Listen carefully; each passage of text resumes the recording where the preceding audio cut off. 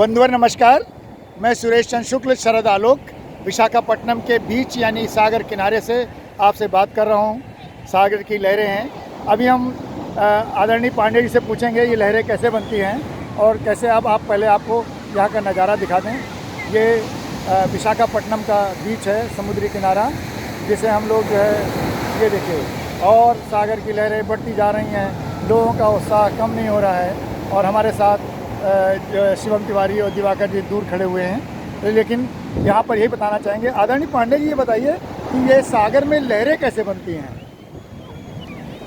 जैसा कि आप जानते हैं कि ये समुद्र जो है जी ये सीधे इसको चंद्रमा की किरणें प्रभावित करती हैं। जी। चंद्रमा की किरणें इनको अपनी तरफ जब खींचती हैं तो समुद्र का जिसको सी लेवल कहते हैं, समुद्र का जो सरफेस होता है सी लेवल, वो ऊपर की तरफ खींचता है जी। और जब खींचता है तो उसमें वाइब्रेशन होता है, उसमें कंपन हो जाता है जी। तो वो जो कंपन होता है चंद्रमा की किरणों के माध्यम से कंपन हो रहा है जी, वही उसी को हम लहर कहते हैं। अच्छा।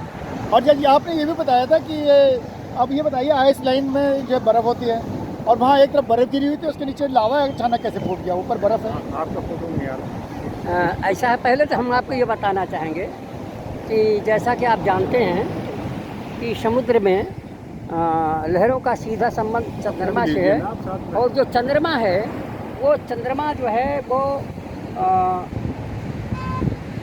जिसमें शुक्ल पक्ष और कृष्ण पक्ष, इस प्रकार की स्थितियाँ उसकी बनती हैं। तो अमावस्या और पूर्णिमा को चंद्रमा जो है की तरफ ज़्यादा खिंचता है, तो उसमें जो सागर का जल है वो स्थल की तरफ जो है तट की तरफ आता है और फिर उसके बाद में जब धीरे धीरे वो अष्टमी की तरफ जाता है तो प्रत्येक मार्गअष्टमी को तो वो पीछे की तरफ लौटता है, तो उसके उतार चढ़ाव को ही हम ज्वार भाटा इसीलिए कहते हैं। हम समझ गए, लेकिन ये आइसलैंड में असल में जब ये लावा फूटता है, जाड़े में फूटता है और उसकी एक उन्होंने बेल्ट सी बनाई हुई है, वहाँ अक्सर कुछ सालों बाद फूट जाता है। असल में क्या है, ये क्योंकि इसका संबंध जियोलॉजी से है और जियोलॉजी ये हमारी ये कहती है कि हमेशा जो है ये जो क्लाइमेटिक चेंजेस होते हैं जिनका प्रभाव होता है, चाहे स्थल हो चाहे समुद्र हो, सब पर उसका प्रभाव पड़ता रहता है और जिस प्रभाव के नाते जो है वहाँ पर इस प्रकार की स्थितियाँ बनती हैं। वो क्लाइमेटिक चेंजेस के नाते ऐसा कुछ होता है, उसका संबंध जो है वो जलवायु परिवर्तन से ही होता है। बहुत बहुत धन्यवाद, आपकी बात बहुत अच्छी लगी, क्योंकि बिल्कुल ठीक कहा। जब ज्वार भाटा आता है तो वो महीनों तक आसमान में उसका धुआं उड़ता रहता है और वहाँ की जो हवाई यात्रा हैं सारी बंद हो जाती हैं। तो ये थे हमारे आदरणीय डॉक्टर अर्जुन पांडे जी, साथ में खड़े हुए हैं प्रोफेसर महेश दिवाकर जी और डॉक्टर शिवम तिवारी।